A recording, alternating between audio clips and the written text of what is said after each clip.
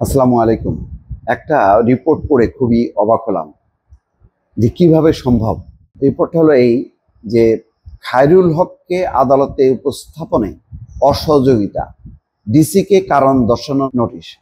অর্থাৎ পুলিশের ডিসি তিনি আদালতে খায়রুল হককে উপস্থাপন করতে রাজি হন বা মানে উপস্থাপনের ব্যাপারে গড়িমসি করেন এবং শেষ পর্যন্ত উপস্থাপন হয়তো করেননি, যার কারণে বিচারক এখন শোকজ করছে।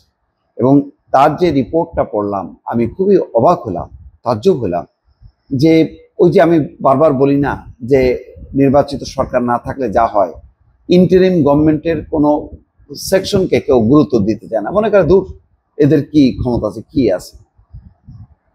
কিন্তু দেখেন খায়রুল হকের যে অপরাধ, শুধু শেখ হাসিনা রেজিম যদি হতো, মনে করেন খায়রুল হক আয়নাঘরের বাসিন্দা, খোঁজ নাই, উঠায় নিয়ে গেছে, কেউ বলতো যে স্বীকার করতো না যে কোথায় গেছে, এইভাবে একটা নির্মম শাস্তির মধ্যে পড়তো। খায়রুল হককে কিন্তু বিচারিক কায়দায় হচ্ছে তার বিরুদ্ধে অভিযোগ, তাকে গ্রেপ্তার করা, তারপরে তাকে ওই কারাগারে প্রেরণ করা, সব কিন্তু মানে প্রচলিত যে আইনি ব্যবস্থা তার মধ্যেই ঘোরাফেরা করছে। কিন্তু এত কিছুর পরেও যেই অভিযোগটা আসছে, ডিএমপির অপরাধ তথ্য প্রসিকিউশন বিভাগের ডিসি তারেক জুবাইরের বিরুদ্ধে কেন আদালত অবমাননা অভিযোগ আনা হবে না, আগামী 30শে জুলাইয়ের মধ্যে ব্যাখ্যা দেওয়ার নির্দেশ দিয়েছে।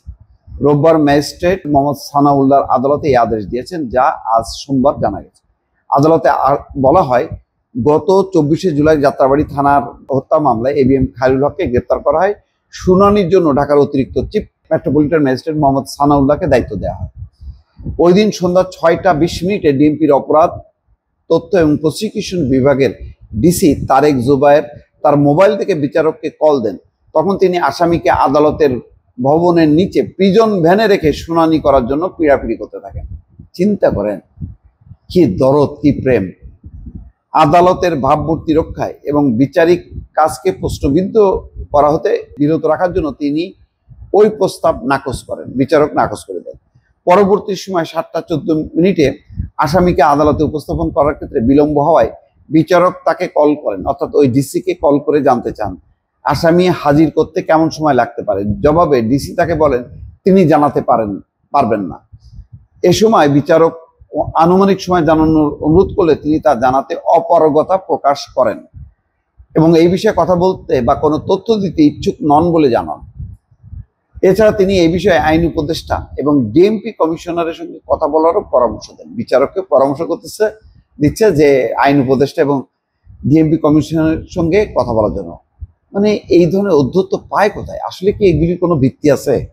আদেশে আরো বলা হয়, ডিসি বিচারিক কার্যধারায় মেট্রোপলিটন ম্যাজিস্ট্রেসির অধীন হওয়ায় সত্ত্বেও দায়িত্বপ্রাপ্ত ম্যাজিস্ট্রেটকে মামলা সংক্রান্তে বিচারিক তথ্য প্রদানে অস্বীকার করে ধৃষ্টতাপূর্ণ এবং ঔদ্ধত্যপূর্ণ আচরণ করেছেন, যা পুলিশ প্রবিধান এবং পুলিশ আইন সহ প্রচলিত আইনের পরিপন্থী এবং বিচারিক কার্যধারায় অসহযোগিতামূলক কর্মকাণ্ড সুস্পষ্টভাবে পেনাল কোডের 176, 179 এবং 228 ধারায় শাস্তিযোগ্য অপরাধ। এছাড়া বিচারিক কাজে অসহযোগিতা করায় স্পষ্টত আদালত অবমাননার শামিল। দর্শক, এই জন্যই 30শে জুলাইয়ের মধ্যে ব্যাখ্যা চাওয়া হয়েছে। কিন্তু আমার কথা হলো, এত ব্যাখ্যা চাইতে হবে কেন? এত পিড়াপিড়ি করতে হবে কেন? খায়রুল হক মানে তার ব্যাপারে বাংলাদেশের বর্তমান যে রাজনৈতিক দল আছে, কারোর ব্যাপারে কোনো সন্দেহ আছে যে এই লোকটা কিভাবে গণতন্ত্র ধ্বংস করছে, নির্বাচনী ব্যবস্থাকে কিভাবে নিঃশেষ করে ফেলছে এবং শেখ হাসিনাকে ফ্যাসিস্ট করার ক্ষেত্রে কি পরিমাণ সহযোগিতা করছে? তার ওই একটা রায়, তত্ত্বাবধায়ক সরকার ব্যবস্থা বাতিলের যে রায়, কোনো সন্দেহ নেই। সকল রাজনৈতিক দল একমত।